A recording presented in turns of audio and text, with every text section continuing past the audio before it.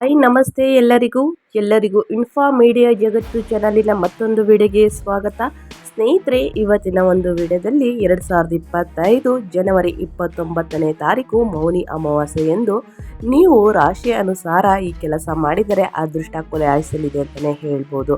ಯಾವ ರಾಶಿಯವರು ಏನೆಲ್ಲ ಮಾಡಬೇಕು ಏನೆಲ್ಲ ಮಾಡಬಾರ್ದು ಅನ್ನೋದನ್ನ ಇದೇ ವಿಡಿಯೋದಲ್ಲಿ ತಿಳಿಸ್ಕೊಡ್ತೀನಿ. ಇದನ್ನೆಲ್ಲ ತಿಳ್ಕೋಬೇಕು ಅಂದರೆ ವಿಡಿಯೋನ ಸ್ಕಿಪ್ ಮಾಡಬಾರ್ದು. ಅಂದರೆ ವಿಡಿಯೋನ ಕಟ್ ಮಾಡಿ ನೋಡಿದ್ರೆ ನಿಮಗೆ ಫುಲ್ ಇನ್ಫಾರ್ಮೇಷನ್ ಅರ್ಥ ಆಗಲ್ಲ. ಹಾಗಾಗಿ ಎಲ್ಲ ವಿಡಿಯೋದಲ್ಲೂ ತಿಳಿಸೋದಿಷ್ಟೇನೆ, ಮೊದಲಿಂದ ಕೊನೆ ತನಕ ವಿಡಿಯೋನ ವಾಚ್ ಮಾಡಿ ವಿಡಿಯೋದಲ್ಲಿ ಒಳ್ಳೆ ಮಾಹಿತಿ ಸಿಕ್ಕಿದ್ದಲ್ಲಿ ತಪ್ಪದೆ ವಿಡಿಯೋಗೊಂದು ಲೈಕ್ ಮಾಡಿ. ಇನ್ನು ನನ್ನ ಚಾನಲ್ನ ಸಬ್ಸ್ಕ್ರೈಬ್ ಮಾಡ್ಕೊಳ್ದೇ ನೋಡ್ತಿದ್ರೆ ದಯವಿಟ್ಟು ಸಬ್ಸ್ಕ್ರೈಬ್ ಮಾಡಿಕೊಂಡು ಹೆಚ್ಚು ಫ್ಯಾಮಿಲಿಗೆ ಫ್ರೆಂಡ್ಸ್ಗೆ ಈ ವಿಡಿಯೋನ ಶೇರ್ ಮಾಡೋದ್ರಿಂದ ನಿಮ್ಮ ಕಡೆಯಿಂದ ಹೊಸ ಅಪ್ಡೇಟ್ಗಳನ್ನ ಅವರು ಕೂಡ ತಿಳ್ಕೊಂಡಂಗಾಗುತ್ತೆ. ಯಾರೆಲ್ಲ ಸಬ್ಸ್ಕ್ರೈಬ್ ಮಾಡಿಕೊಂಡು ವಿಡಿಯೋ ವಾಚ್ ಮಾಡ್ತಿದ್ದೀರ ಅವರಿಗೆ ಥ್ಯಾಂಕ್ ಯು ಸೋ ಮಚ್ ಅಂತ ಹೇಳ್ತಾ ವಿಡಿಯೋದ ಕಡೆ ಗಮನ ಕೊಟ್ಬಿಡೋಣ. ಮೌನಿ ಅಮಾವಾಸ್ಯೆಯ ದಿನ ನೀವು ನಿಮ್ಮ ರಾಶಿಗೆ ಅನುಗುಣವಾಗಿ ಕೆಲವು ಉಪಾಯಗಳನ್ನು ಮಾಡುವುದರಿಂದ ನಿಮಗೆ ಶುಭ ಫಲಗಳು ಪ್ರಾಪ್ತಿಯಾಗಬಹುದು. ಸ್ನೇಹಿತರೆ, ಈ ಉಪಾಯಗಳನ್ನು ಅನುಸರಿಸುವುದರಿಂದ ನಿಮ್ಮ ಕುಟುಂಬ ಜೀವನದೊಂದಿಗೆ ಆರ್ಥಿಕ ಸ್ಥಿತಿಯ ಸಹ ಬಲಗೊಳ್ಳಲಿದೆ ಅಂತಲೇ ಹೇಳ್ಬೋದು. ಹಾಗಿದ್ರೆ ಆ ಉಪಾಯಗಳ ಬಗ್ಗೆ ನಾನು ಮಾಹಿತಿನ ಕೊಡ್ತಾ ಹೋಗ್ತೀನಿ. ಈ ಬಗ್ಗೆಯೂ ಕೂಡ ವಿಡಿಯೋನ ಸ್ಕಿಪ್ ಮಾಡಬೇಡಿ. ಮೌನಿ ಅಮಾವಾಸ್ಯೆಯ ದಿನಕ್ಕೆ ಅತ್ಯಂತ ಹೆಚ್ಚಿನ ಮಹತ್ವವನ್ನು ನೀಡಲಾಗಿದೆ. ಈ ದಿನವನ್ನು ಬಹಳ ಶುಭ ದಿನವೆಂದು ಸಹ ಕರೆಯಲಾಗುತ್ತದೆ. 2025ರಲ್ಲಿ ಮೌನಿ ಅಮಾವಾಸ್ಯೆಯ ದಿನ ಮಹಾಕುಂಭದ 2ನೇ ಹಂತದ ಸ್ನಾನವೂ ಸಹ ಇರಲಿದೆ. ಹಾಗಾಗಿ ಈ ಅಮಾವಾಸ್ಯೆಯ ದಿನದ ಮಹತ್ವ ಬಹಳಷ್ಟು ಹೆಚ್ಚಾಗಿದೆ. ಈ ದಿನ ನೀವು ನಿಮ್ಮ ರಾಶಿಗೆ ಅನುಗುಣವಾಗಿ ಕೆಲವು ಉಪಾಯಗಳನ್ನು ಮಾಡುವುದರಿಂದ ಎಲ್ಲ ರಾಶಿಯ ಜನರು ಸಾಕಷ್ಟು ಲಾಭವನ್ನು ಪಡೆಯಬಹುದಾಗಿದೆ. ಸ್ನೇಹಿತರೆ, ಗ್ರಹಗಳ ನಕ್ಷತ್ರಗಳ ದೃಷ್ಟಿಯಿಂದ ಶುಭ ಫಲಗಳು ಈ ದಿನ ಮಾಡುವ ಉಪಾಯಗಳಿಂದ ನಿಮಗೆ ದೊರಕುವುದು. ಹಾಗಾಗಿ ಮೇಷರಾಶಿಯಿಂದ ಹಿಡಿದು ಮೀನರಾಶಿವರೆಗಿನ ಎಲ್ಲ ರಾಶಿಗೂ ಸೇರಿದ ಜನರು ಈ ಮೌನಿ ಅಮಾವಾಸ್ಯೆಯ ದಿನದಂದು ಯಾವೆಲ್ಲ ಉಪಾಯಗಳನ್ನು ಮಾಡುವುದರಿಂದ ಸಂತೋಷ, ಸಮೃದ್ಧಿ, ಧನ ಸಂಪತ್ತು ಹೀಗೆ ಎಲ್ಲವೂ ದೊರಕಲಿದೆ ಅನ್ನೋದನ್ನ ತಿಳಿಸ್ಕೊಡ್ತೀನಿ. ಆದರೆ ಇಂದಿನ ವಿಡಿಯೋದಲ್ಲಿ 5 ರಾಶಿಯವರ ಬಗ್ಗೆ ತಿಳಿಸ್ಕೊಡ್ತೀನಿ. ಇನ್ನು ಮುಂದಿನ ವಿಡಿಯೋದಲ್ಲಿ ಇನ್ನು ಉಳಿದ ರಾಶಿಯವರ ಬಗ್ಗೆ ತಿಳಿಸ್ಕೊಡ್ತೀನಿ. ಇವಾಗೆಲ್ಲೂ ಕೂಡ ವಿಡಿಯೋನ ಸ್ಕಿಪ್ ಮಾಡಬೇಡಿ ಅಂತ ಹೇಳ್ತಾ, ಮೊದಲನೇ ರಾಶಿ ಬಂದು ಮೇಷರಾಶಿಯವರಿಗೆ ಸ್ನೇಹಿತರೆ, ಮೌನಿ ಅಮಾವಾಸ್ಯೆಯ ದಿನ ಮೇಷರಾಶಿಗೆ ಸೇರಿದ ಜನರು ಹನುಮಂತನನ್ನು ಶ್ರದ್ಧಾ ಭಕ್ತಿಯಿಂದ ಪೂಜಿಸಬೇಕು ಮತ್ತು ಹನುಮಾನ್ ಚಾಲಿಸವನ್ನು ಪಠಿಸಬೇಕು. ಇದರೊಂದಿಗೆ ಮೇಷರಾಶಿಗೆ ಸೇರಿದ ಜನರು ಈ ದಿನ ಭಾರೀ ಮೌನವ್ರತವನ್ನು ಆಚರಿಸುವುದರಿಂದ ಸಾಕಷ್ಟು ಲಾಭಗಳನ್ನು ಪ್ರಾಪ್ತಿಯಾಗಲಿದೆ. ಮುಂದಿನ ದಿನಗಳಲ್ಲಿ ಧನ ಸಂಪತ್ತನ್ನು ನೋಡಲಿದ್ದೀರಿ. ಅಂದರೆ ಮೌನಿ ಅಮಾವಾಸ್ಯೆ ಮುಗಿದ ನಂತರ ಭಾರಿ ಅದೃಷ್ಟ ಅಂದರೆ ತಪ್ಪಾಗೋದಿಲ್ಲ ಅಂತಲೇ ಹೇಳ್ಬೋದು.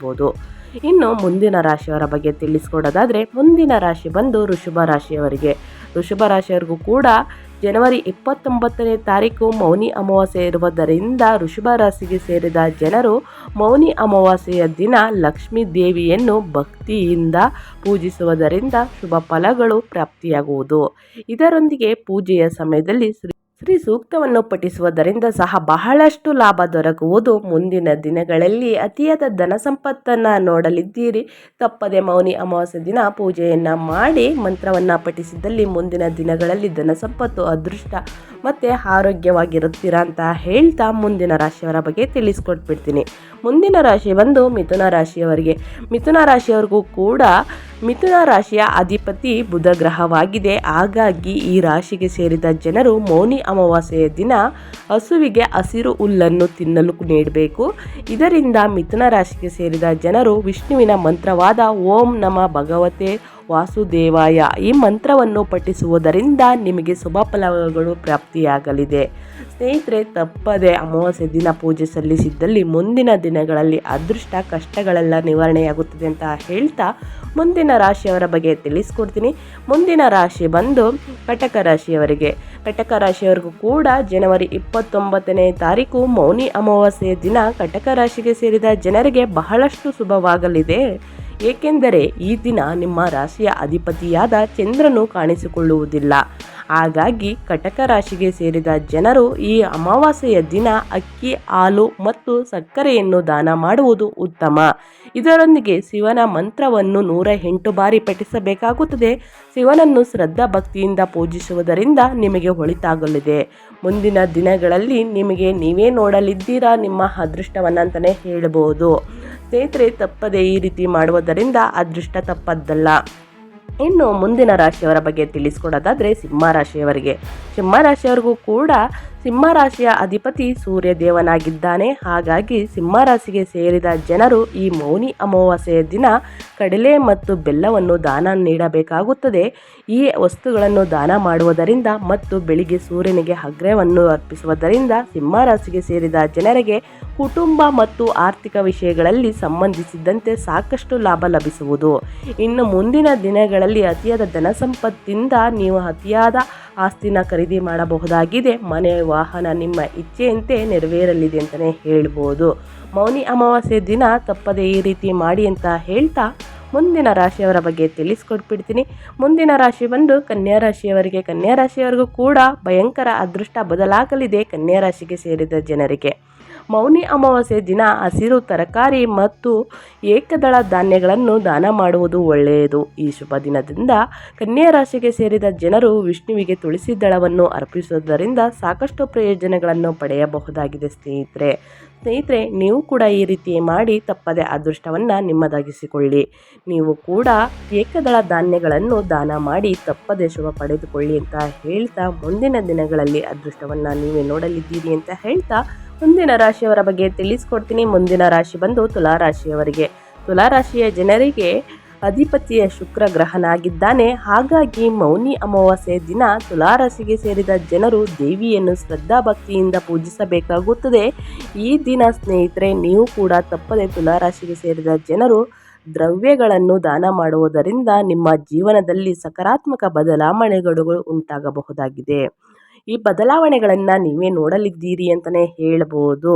ತಪ್ಪದೆ ನೀವು ಕೂಡ ಈ ರೀತಿ ಮಾಡಿ ಮೌನಿ ಅಮಾವಾಸ್ಯೆಯ ದಿನ. ಇನ್ನು ಮುಂದಿನ ರಾಶಿಯವರ ಬಗ್ಗೆ ತಿಳಿಸ್ಕೊಡೋದಾದರೆ ವೃಶ್ಚಿಕ ರಾಶಿಯವರಿಗೆ. ವೃಶ್ಚಿಕ ರಾಶಿಯವರಿಗೂ ಕೂಡ ಮೌನಿ ಅಮಾವಾಸ್ಯೆಯ ದಿನ ವೃಶ್ಚಿಕ ರಾಶಿಗೆ ಸೇರಿದ ಜನರು ಈ ಮೌನಿ ಅಮಾವಾಸ್ಯೆಯ ದಿನ ಬೆಲ್ಲವನ್ನು ದಾನ ಮಾಡುವುದು ಉತ್ತಮ. ಜೊತೆಗೆ ಹನುಮಂತನ ದೇವಸ್ಥಾನಕ್ಕೆ ತೆರಳಿ ಹನುಮಾನ್ ಚಾಲಿಸರನ್ನು ಸುಮಾರು 3 ಬಾರಿಯಾದರೂ ಪಠಿಸಬೇಕಾಗುತ್ತದೆ. ಹೀಗೆ ಮಾಡುವುದರಿಂದ ವೃಶ್ಚಿಕ ರಾಶಿಗೆ ಸೇರಿದ ಜನರು ತಮ್ಮ ಜೀವನದಲ್ಲಿ ಎಲ್ಲ ಸಮಸ್ಯೆಗಳನ್ನು ದೂರ ಮಾಡಬಹುದಾಗಿದೆ. ಸ್ನೇಹಿತರೆ ಇನ್ನು ಮುಂದಿನ ರಾಶಿಯವರ ಬಗ್ಗೆ ತಿಳಿಸ್ಕೊಡೋದಾದರೆ ಧನುರಾಶಿಯವರಿಗೆ. ಧನುರಾಶಿಯ ಜನರಿಗೆ ಮೌನಿ ಅಮಾವಾಸ್ಯೆಯ ದಿನ ಈ ಶುಭ ದಿನದಂದು ಹಳದಿ ಬಣ್ಣದ ಆಹಾರ ಪದಾರ್ಥಗಳನ್ನು ದಾನ ಮಾಡುವುದು ಉತ್ತಮ. ಇದರೊಂದಿಗೆ ಧನುರಾಶಿಗೆ ಸೇರಿದ ಜನರು ವಿಷ್ಣು ಸಂಘರ್ಷ ನಾಮವನ್ನು ಪಠಿಸಬೇಕಾಗುತ್ತದೆ ಮತ್ತು ಯೋಗ ಧ್ಯಾನವನ್ನು ಮಾಡುವುದರಿಂದ ಮುಂದಿನ ದಿನಗಳಲ್ಲಿ ನಿಮಗೆ ಮಾನಸಿಕ ಸ್ಥಿರತೆ ಮತ್ತು ಕುಟುಂಬದಲ್ಲಿ ಸಂತೋಷ ನೆಮ್ಮದಿ ನೆಲೆಸುವುದು. ಈ ರೀತಿ ಮಾಡುವುದರಿಂದ ಮೌನಿ ಅಮಾವಾಸ್ಯೆ ಮುಗಿದ ನಂತರ ಅದೃಷ್ಟ ಮನಸ್ಸಿಗೆ ನೆಮ್ಮದಿ ಸಿಗಲಿದೆ ಅಂತ ಹೇಳ್ತಾ ಮುಂದಿನ ರಾಶಿಯವರ ಬಗ್ಗೆ ತಿಳಿಸ್ಕೊಟ್ಬಿಡ್ತೀನಿ. ಮುಂದಿನ ರಾಶಿ ಬಂದು ಮಕರ ರಾಶಿಯವರಿಗೆ. ಮಕರ ರಾಶಿಯ ಅಧಿಪತಿ ಶನಿದೇವನಾಗಿದ್ದಾನೆ. ಹಾಗಾಗಿ ಮೌನಿ ಅಮಾವಾಸ್ಯೆಯ ದಿನದಂದು ಮಕರ ರಾಶಿಗೆ ಸೇರಿದ ಜನರು ಸಾಸಿವೆ ಎಣ್ಣೆಯನ್ನು ದಾನ ಮಾಡುವುದರಿಂದ ಬಹಳಷ್ಟು ಲಾಭ ದೊರಕಲಿದೆ.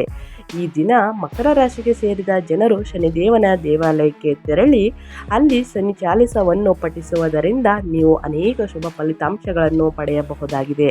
ಶನಿದೇವರ ಆಶೀರ್ವಾದ ನಿಮ್ಮ ಮೇಲಿರುವುದರಿಂದ ಮೌನಿ ಅಮಾವಾಸ್ಯೆ ಮುಗಿದ ನಂತರ ನಿಮ್ಮ ಕಷ್ಟಗಳೆಲ್ಲ ದೂರ ಹೋಗಿ ಇನ್ನು ಮುಂದಿನ ದಿನಗಳಲ್ಲಿ ಅತಿಯಾದ ಧನ ಸಂಪತ್ತು ಮನಸ್ಸಿಗೆ ನೆಮ್ಮದಿ ಸಂತೋಷ ನೆಲೆಸಲಿದೆ ಅಂತ ಹೇಳ್ತಾ ನಾನು ವಿಡಿಯೋನ ಎಂಡ್ ಮಾಡ್ತಾ ಇದ್ದೀನಿ.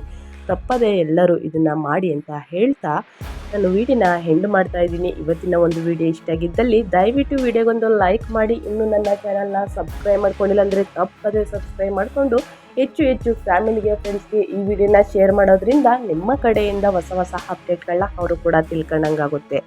ನಿಮಗೂ ಮತ್ತು ನಿಮ್ಮ ಕುಟುಂಬಕ್ಕೆ ತುಂಬಾ ಒಳ್ಳೆಯದಾಗಲಿ ಅಂತ ಹೇಳ್ತಾ ಮತ್ತೊಂದು ವಿಡಿಯೋ ಜೊತೆ ಮತ್ತೊಂದು ಹೊಸ ಅಪ್ಡೇಟ್ ತೊಗೊಂಡು ಬಂದು ತಿಳಿಸ್ಕೊಡ್ತೀನಿ. Thank you for watching.